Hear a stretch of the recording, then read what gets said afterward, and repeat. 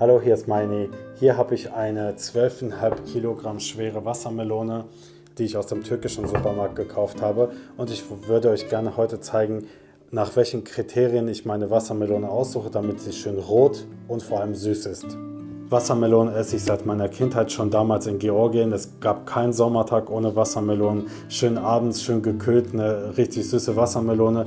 Und einige Tipps lauten zum Beispiel, wenn du mit dem Messer reinstichst und es von alleine Risse bekommt oder es sich ganz leicht durchschneiden lässt, dass es dann richtig saftig, rot und süß ist. Ja, ist es auch, aber beim Kauf der Wassermelone im Supermarkt kann man ja nicht mit dem Messer reinstechen, beziehungsweise in manchen türkischen Supermärkten schon, aber ich möchte euch zeigen, wenn die Wassermelone so vor euch liegt sozusagen, welche Kriterien ihr ansetzen könnt oder zumindest welche ich ansetze. Mein Vater hat immer gesagt, es gibt weibliche und männliche Wassermelonen, von weiblichen oder männlichen Pflanzen sozusagen. Das wäre jetzt zum Beispiel, wenn man nach dieser Theorie gehen würde, ein nicht rund, sondern eher länglich oval, also wäre das eine männliche Wassermelone. Über weibliche Wassermelonen sagt man angeblich, sind sie rund. Und mein Vater hat immer gesagt, nimm immer eine weibliche Wassermelone, die erkennst du daran, dass diese Seite hier relativ groß ist. Das ist jetzt nicht der Fall, das heißt, das hier ist eine männliche Wassermelone, die ist ja auch länglich. Und angeblich sind die weiblichen Wassermelonen saftiger und süßer. Ich kann das ehrlich gesagt nicht bestätigen, aber das lassen wir mal da stehen.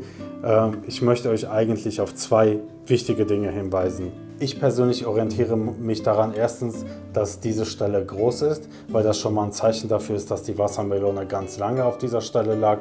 Und zweitens, dass diese Stelle farblich schon mal eine Farbe bekommen hat. Also diese Stelle ist am Anfang relativ weiß und danach wird sie immer dunkler und dunkler. Das ist schon mal ein Zeichen dafür, dass sie reif ist. Das heißt, innen drin ist die Wahrscheinlichkeit relativ hoch, dass die Wassermelone richtig süß ist. Das heißt, eine große Stelle und möglichst nicht weich, sondern farbig.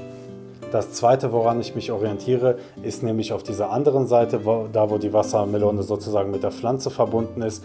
Wenn dieses Stück hier sozusagen ausgetrocknet ist, geht man davon aus, dass die Wassermelone keine, sagen wir mal, Nährstoffe mehr braucht und die Stelle ruhig austrocknen kann sozusagen. Das heißt, innen drin ist sie schon rot, saftig und süß.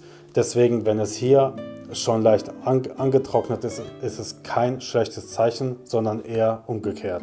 Das waren die zwei wichtigsten Dinge, woran ich mich orientiere. Mein Vater war der Meinung, dass man das mit Klopfen auch raushört, wenn man genug Erfahrung hat. Und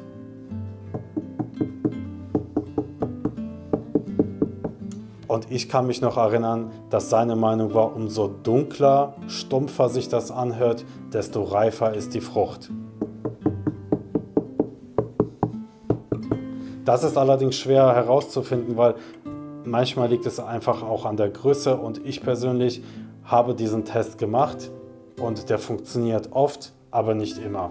Deswegen schaut einfach selber, ob euch einfach diese zwei Tipps mit dem Stängel hier und mit der Farbe hier unten ausreicht.